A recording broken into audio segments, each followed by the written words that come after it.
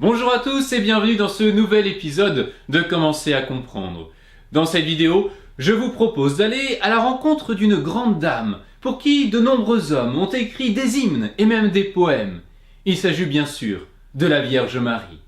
Et je ne résiste pas à vous réciter quelques vers qui ont été écrits par saint Éphrem. Ta mère, Seigneur, personne ne saurait comment l'appeler. La dira-t-on vierge? Mais son fils est là. Épouse? Mais nul homme ne l'a connue. Si ta mère est insaisissable, qui donc pourrait te saisir?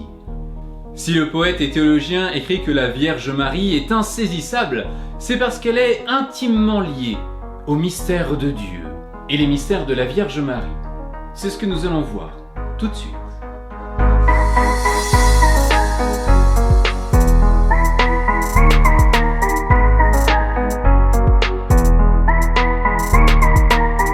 Marie, nous la rencontrons pour la première fois dans l'Évangile selon saint Luc lors d'un événement que la tradition a appelé l'Annonciation. Que s'est-il passé? Un ange, c'est-à-dire un messager de Dieu, est venu annoncer à la Vierge Marie qu'elle allait avoir un enfant, un petit garçon, à qui elle donnerait le nom de Jésus, ce qui signifie Dieu sauve. L'ange Gabriel précise même que cet enfant, Jésus, sera appelé par les hommes fils du Très-Haut, fils de Dieu, et qu'il sera saint.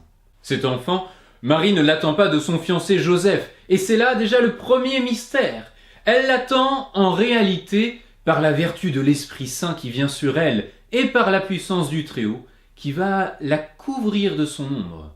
Et c'est ainsi qu'au soir de Noël, en l'an 0 de notre calendrier, dans la cité de Bethléem, entre le bœuf et l'âne gris, Marie met au monde l'enfant Jésus, le Fils de Dieu. Dans l'Évangile selon saint Luc, on trouve une autre grossesse miraculeuse, celle d'Élisabeth, la cousine de Marie. Elle était pourtant trop avancée en âge pour porter un enfant. Et pourtant, voici qu'elle est enceinte. La Vierge Marie va alors en profiter pour rendre une visite à sa cousine et pour se réjouir avec elle de cette grossesse inespérée. C'est un événement que l'on appelle la visitation. Lors de cette rencontre, Élisabeth, remplie de l'Esprit Saint, s'exclame à la vue de Marie qui est également enceinte: « Comment m'est-il donné que vienne à moi la mère de mon Sauveur ?» Déjà, par cette parole, Élisabeth reconnaît la divinité de Jésus. Et dans l'Église, il ne faudra pas attendre très longtemps, seulement l'an 431, pour que Marie, qui est la mère de Jésus, porte également le titre de Théotokos, c'est-à-dire Mère de Dieu. Lors de l'Annonciation dont nous parlions il y a quelques instants, les mots de l'ange Gabriel à la Vierge Marie sont les suivants. « Je te salue Marie, pleine de grâce, le Seigneur est avec toi. » Ces mots, bien sûr, nous les connaissons par cœur, puisque c'est par eux que nous commençons à réciter chacun des « Je vous salue Marie » que nous prenons dans notre prière. C'est également à partir de ces mots que la réflexion de l'Église a abouti en 1854 à définir Marie comme étant l'Immaculée Conception. Que Marie soit l'Immaculée Conception, ça signifie que dès sa conception, Marie a été préservée du péché par une grâce toute spéciale de Dieu. Et dans une vidéo qui s'appelle La Chute, le lien est dans la description, nous avons parlé du péché originel, ce premier péché de toute l'histoire de l'humanité, un péché qui depuis se transmet à tous les hommes. Tous les hommes, sauf la Vierge Marie. Pour faire simple, Marie est l'Immaculée Conception parce qu'elle n'a jamais péché de toute sa vie.